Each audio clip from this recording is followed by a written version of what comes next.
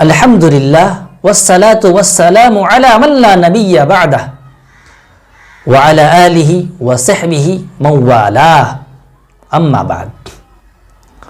برادران اسلام، غصے کی وجہ سے بہت سارے مسائل خراب ہوتے ہیں۔ غصے کی وجہ سے ہی انسان ایک دوسرے سے لڑتا ہے، بھڑتا ہے، جھگڑتا ہے، تعلقات میں درار آتا ہے۔ غصے کی حالت میں ہی انسان ایک دوسرے کو قتل کرتا ہے، ایک دوسرے پر گولی چلاتا ہے، ایک دوسرے کو سے بدتمیزی کرتا ہے، گالیاں دیتا ہے، مار پیٹ کرتا ہے، اور غصے کی حالت میں ہی انسان خودکشی کرتا ہے۔ غصے کی حالت میں ہی انسان ماں باپ سے بدتمیزی کرتا ہے۔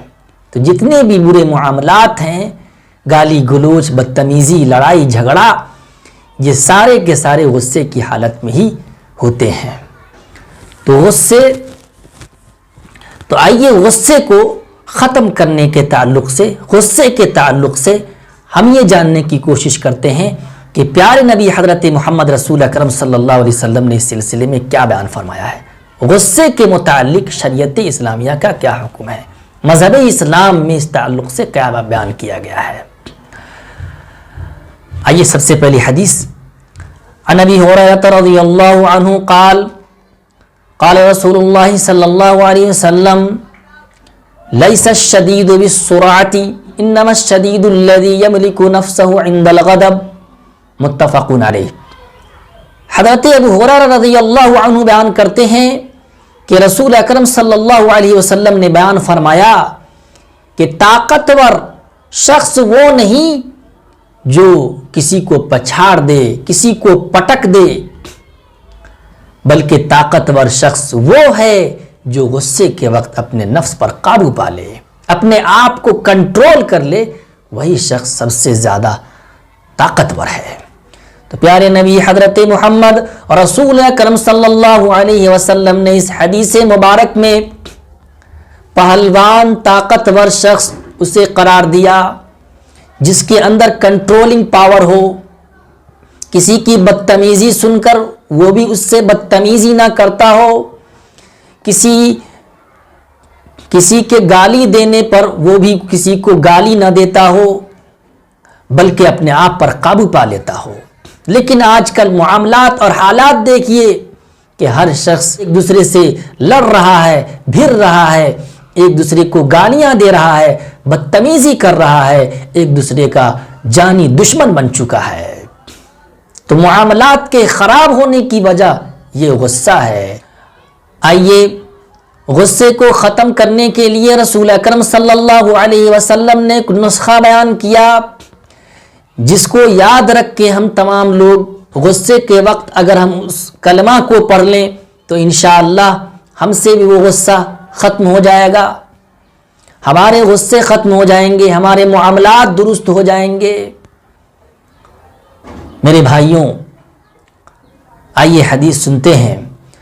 وعن سلیمان بن سرد رضی اللہ عنہ قال كنت جالسا مع النبي صلى الله عليه وسلم ورجلان يستبان واحدهما قد احمر وجهه وانتفخت أوداجه فقال رسول الله صلى الله عليه وسلم إني لعالم كلمة لو قالها لذهب عنه ما يجد لو قال أعوذ بالله من الشيطان الرجيم لذهب عنه ما يجد فقالوا أن النبي صلى الله عليه وسلم قال أعوذ بالله من الشيطان الرجيم۔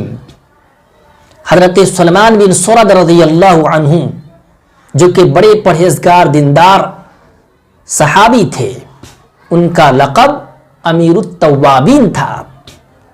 عین وردہ مقام پر سن 65 ہجری میں بیان کرتے ہیں کہ میں رسول اکرم صلی اللہ علیہ وسلم کے پاس بیٹھا تھا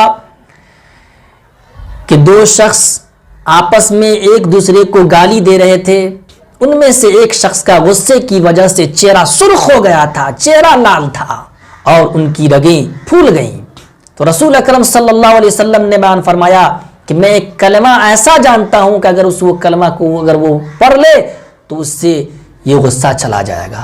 اگر یہ شخص اعوذ باللہ من الشیطان الرجیم پڑھ لے تو اس سے اس کا غصہ چلا جائے گا. لوگوں نے کہا کہ رسول اللہ صلی اللہ علیہ وسلم نے بیان فرمایا ہے کہ تم شیطان مردود سے اللہ کی پناہ طلب کرو. متفق علیہ.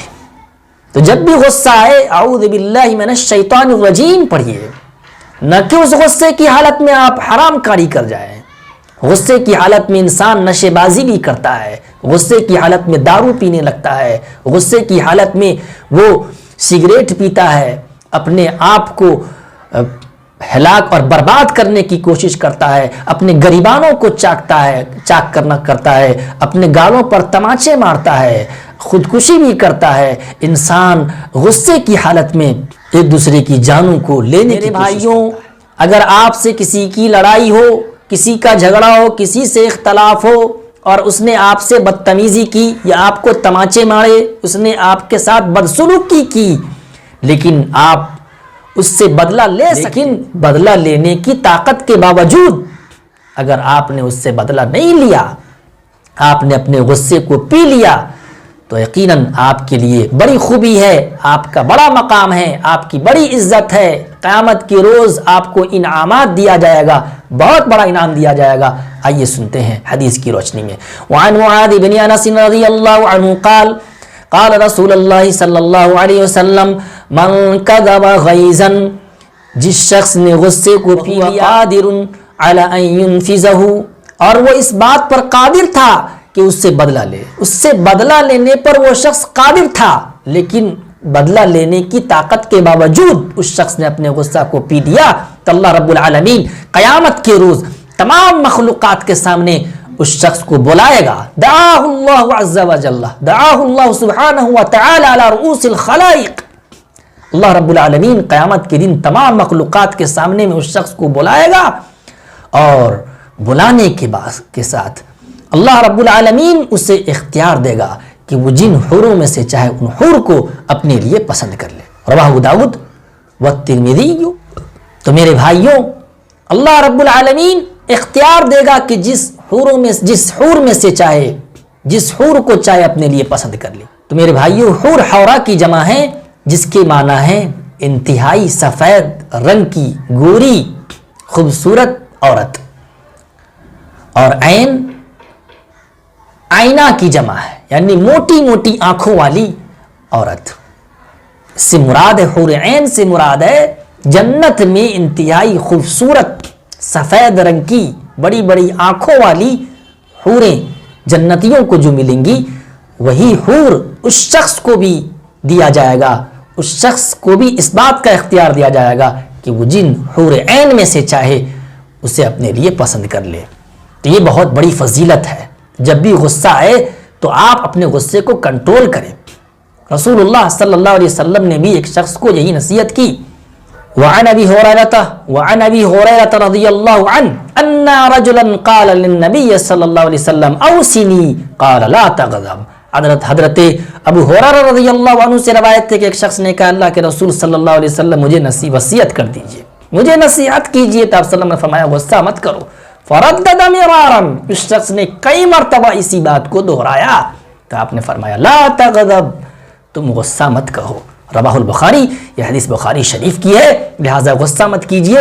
یہ رسول اللہ صلی اللہ علیہ وسلم نے آپ کو وصیت کی ہے، نصیحت کی ہے، ایک نسخہ دیا ہے کہ جس نسخہ کے ذریعے سے، جس کے پڑھنے سے آپ کا غصہ چلا جائے گا. اور آپ صلی اللہ علیہ وسلم کی وصیت جس چیز میں ہو، یقیناً وہ چیز انتہائی فائدہ مند ہے. اگر آپ غصہ نہیں کریں گے تو آپ صحت یاب بھی رہیں گے، آپ کے معاملات بھی درست رہیں گے. صحت اس طریقے سے آپ کی ٹھیک رہے گی کہ آپ کو بی پی نہیں ہوگا.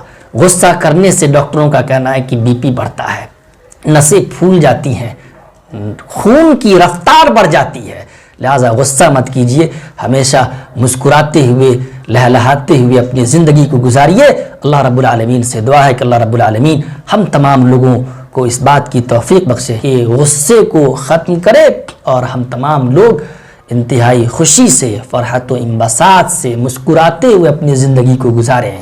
جب بھی کوئی معاملہ ہو تو ہم فوراً اعوذ باللہ من الشیطان الرجیم پڑھ لیں، انشاءاللہ آپ کا غصہ چلا جائے گا۔ وصلی اللہ علی النبی وعلی آلہ وصحبہ وسلم۔ جزاکم اللہ خیرا۔